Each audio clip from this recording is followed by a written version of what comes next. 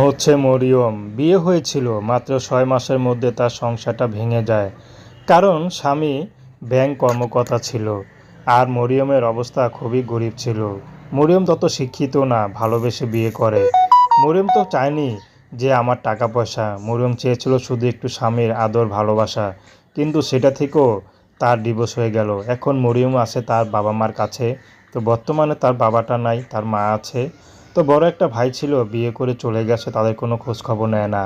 তো মরিয়ম এখন চাচ্ছে যদি কোনো সব কিছু জেনে কোনো বিবাহিত বা কোনো বয়স্ক পুরুষও বিয়ে করতে চায়, মরিয়ম বিয়ে শাদী করতে রাজি আছে।